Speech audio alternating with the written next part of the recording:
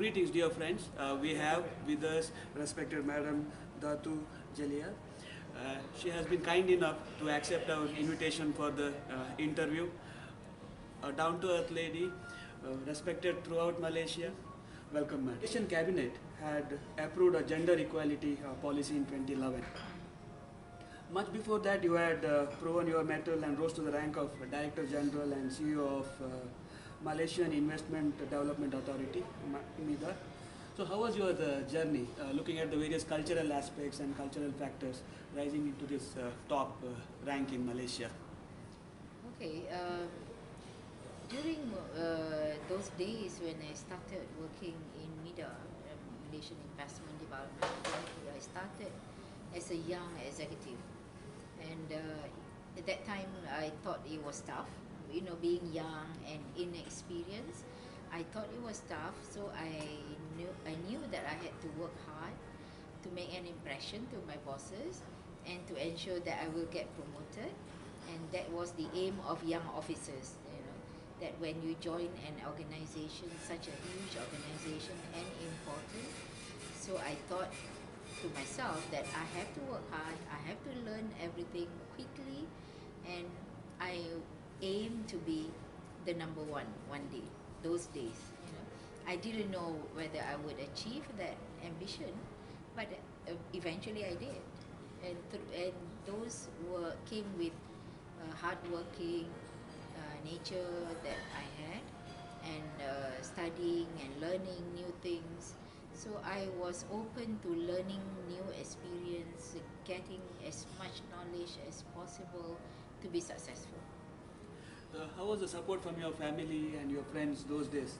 A woman rising or getting into the corporate world in those days might not be so much familiar with your friends or your family members. How was it?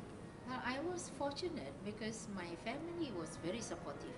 In fact, my parents were really encouraging me to work hard and to work up the ladder to be number one. In fact, my dad told me that you can start at the bottom, the very bottom, but you must aim high to be number one day. And I thought he was joking, but I did it. So it is said that Malaysian women in the boards of public companies are far behind the target. The target set is around 30%. So what might be the reasons and how are things changing now? Of course, when we started, we were women involvement in the business world especially was very low. So we realized that, and we wanted to ensure that the ladies, the women workers get enough opportunities or equal opportunities with the men. So I was fortunate to work in Mida because that organization was where I learned to work as a family, and even the social life was working as a family. So we encourage one another, we help one another to be successful. So because we have this policy that we grow up and we work as a family in that organization, and together we learn, and we were given a very strong encouragement from our leaders those days to acquire knowledge as much as possible. So we had a huge library and with all the equipments for us to have access to extra knowledge. So how was the situation? So there was a conscious effort by the Ministry of Women Development to ensure that women will be given equal opportunities to be successful and to sit in the board of public listed companies.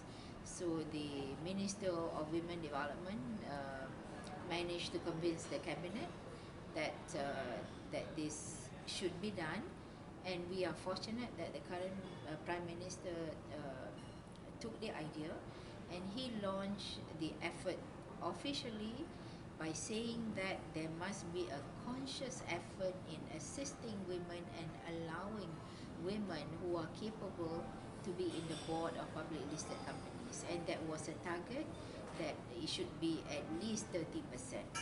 So then the government, together with the private sector, with the various companies, worked together. I was picked as one of the initial group to be groomed and to be used an example as successful successful women. So that's how we started. So the Ministry of Women Development set up an outfit called NEW, that is an organization that will help ladies with enough qualification to move up the ladder. And there were a lot of programs like sharing of information, sharing of knowledge for us who has been up there, who has been successful, were used as a trainer, as a sharing of experience session to encourage ladies who were not exposed. So eventually now, when we started the effort, there were very few ladies that were successful, but now I'm happy to say that we have reached about 11%. But the target is still far away, 30%. So we have to do much more to encourage more ladies to come out and be successful. Now, across the world, all countries have started laying emphasis on entrepreneurship. And to encourage entrepreneurship, one of the factors is venture capital. So how are the people taking this concept in Malaysia?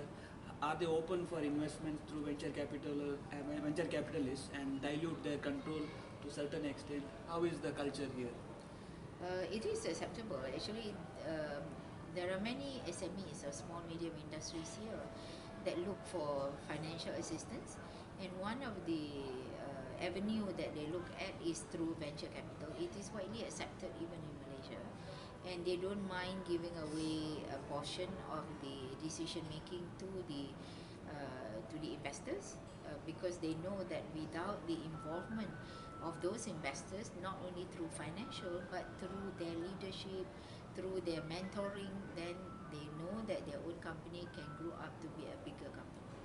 Is there any Indian venture capitalist or venture capitalist firm doing big in Malaysia? I think there are quite a few, because now there are many venture capitalist companies here in Malaysia. I used to sit in the board of the Venture Capital Association, Malaysian Venture Capital Association, or MVCA, and this is where we reach out to SMEs to ensure that they understand how venture capitalists work and how you should work with a venture capital avenues.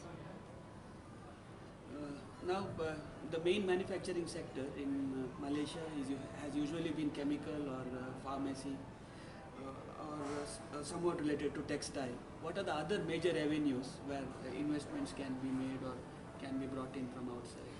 Actually, Malaysia started the manufacturing industry in Malaysia through electronics companies. American electronics companies came here like Motorola, Intel, and so on. There were 4 of them that started in the free zone in Penang, in the northern part of Malaysia. So we started with electronics, not textile. But eventually Indian companies and Japanese companies came. They started the textile industries here in Malaysia in a very big way. And then the chemical industries came and so on. Those industries are still here because Malaysian workers has developed the skill to work in the electronic companies, and they understand the electronic industries very well.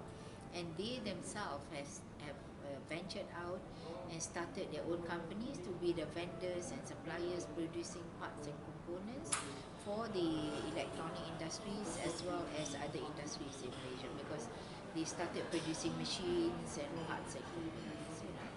So, but other industries are now being encouraged to be set up in Malaysia, because Malaysia has reached a development stage where we no longer industries and of course electronics already gone for mechanization. Textile industries, when they started, it was more labor intensive, but now they are all fully mechanized and most are run by machines. So there are less workers there, because we also have reached a stage where Malaysia does not encourage labor intensive industries anymore, because we have moved up the ladder whereby we want to go for capital intensive industries.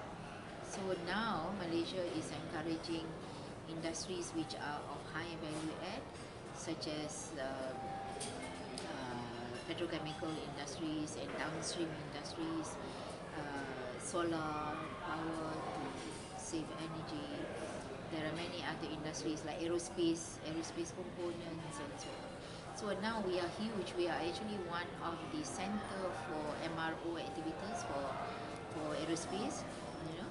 So many of the big brands like Boeing are being serviced here in Malaysia. So we have reached a stage where we are encouraging other industries like production of machinery, aerospace parts and components, solar industries, green technology and so on. So green technology is very much in the top agenda of the government now.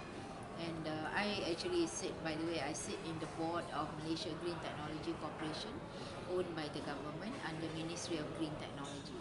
So I'm championing, together with my colleagues, we are championing and pushing for investments into green technology. We are turning everything into green. For example, even the garbage bag now is biodegradable, and there are some chemical, we call it XO, that we put into as a raw material for the production of plastics, that it will dissolve by itself once you throw it away. You know? So these are, and we are encouraging to also clean the environment through encouraging electric car or hybrid cars. So petrol companies should be reduced already. So the use of petroleum vehicles will be reduced because these are highly polluted. So we have done some surveys where most of the pollution, about 70% of the pollution in Malaysia now is caused by transportation. So that is why the first target is to go for electric cars. But of course it is expensive, so we have to do a lot of research to reduce the cost of production and the cost of bringing those kind of transportation to Malaysia. Now, is there any specific support for Indian investors in Malaysia, specific to a country? Definitely, Indian investment is very much welcome to Malaysia. In fact, every year there will be 2 or 3 investment mission, trade and investment mission by the government under Ministry of International Trade and Industry, which I've joined many times. I've been one of the organizers too, bringing Malaysian companies to India and to offer themselves as partners to the Indian investors to come to Malaysia and invest here. But of course, in Malaysia, there is a policy whereby there is no restriction for foreign investment. So Indian investment is one of the top of the list of targets for investors to come here. Now, Malaysia has recently extended its e-visa policy, where Indians can get their visa if they want to come to Malaysia online. How has it impacted the movement of people from India, Malaysia? How was this step taken actually? Well, definitely it has encouraged or facilitated the movements of or travels from India to Malaysia, because it facilitates travel for Malaysian to visit India. So the way I see it is that the e-visa encourage not only travel for tourism but also encourage travel for businesses. So it goes hand in hand for tourists as well as businesses to travel, and it makes investment flow between Malaysia and India more encouraging, I would say. We have our current Prime Minister, Mr.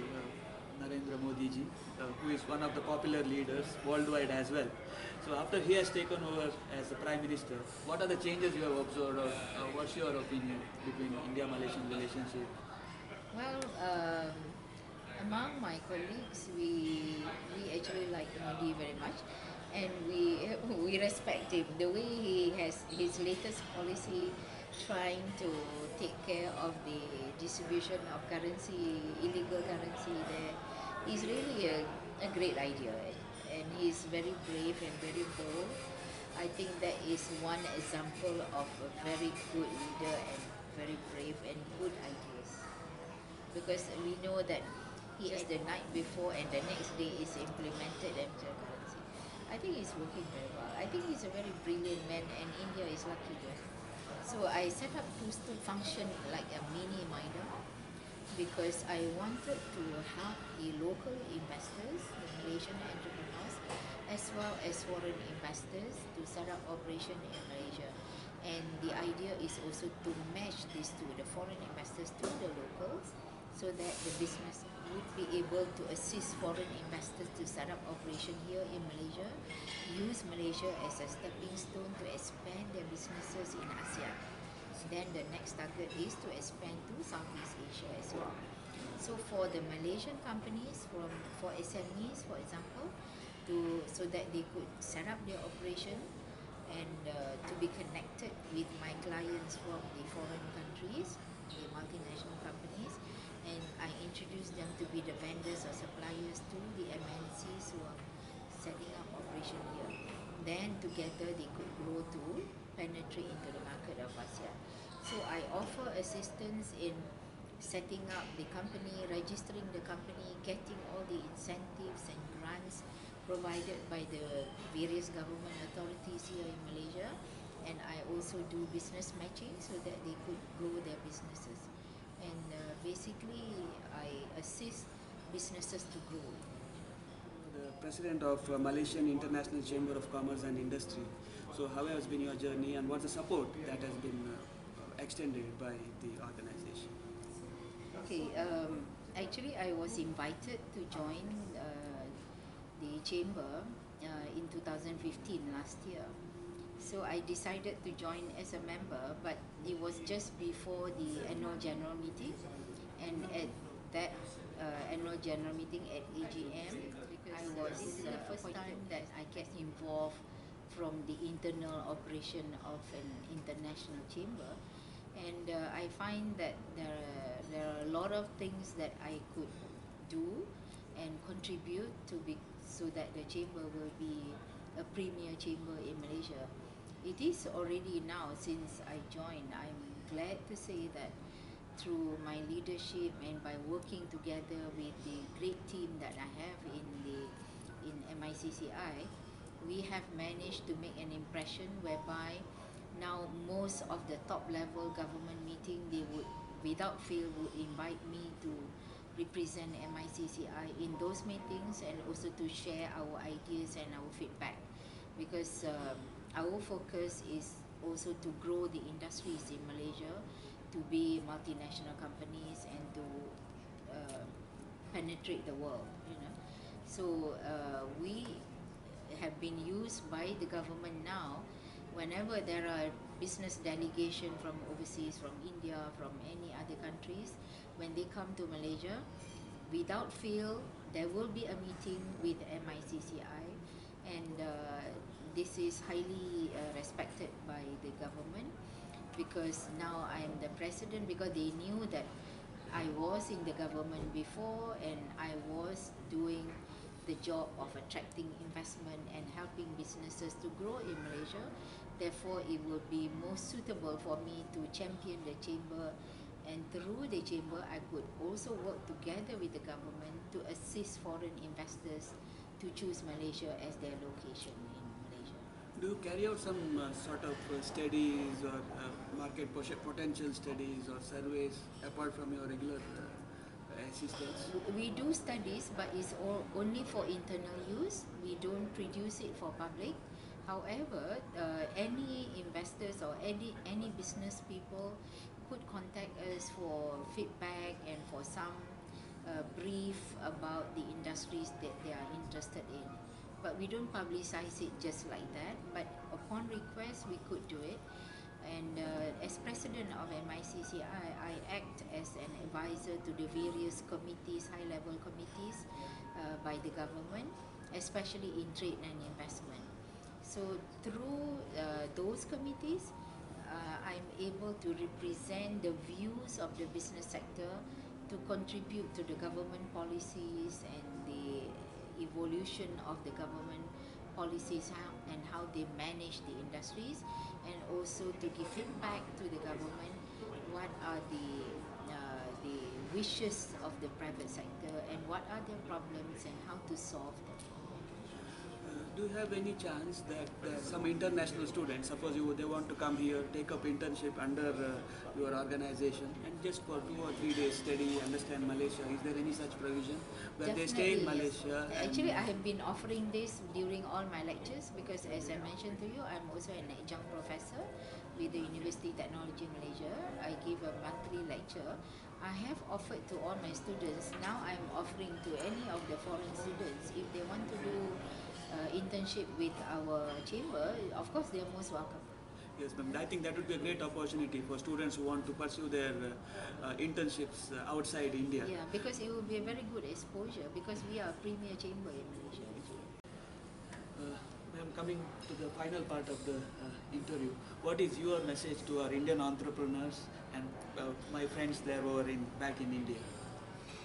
I would say that please use Malaysia as your first stepping stone into Asia and expand your businesses from Malaysia to ASEAN, and there are a lot of assistance, there are plenty of incentives and grants and financial assistance, even investors, and look at Malaysia as a Thank you, madam. It was a pleasure talking to you. Dear friends, it has been a great experience talking to madam. Even though she occupies high office, down to earth lady, very humble. So it was a pleasure talking to you, madam. Thank you so much. Thank you. Thank you.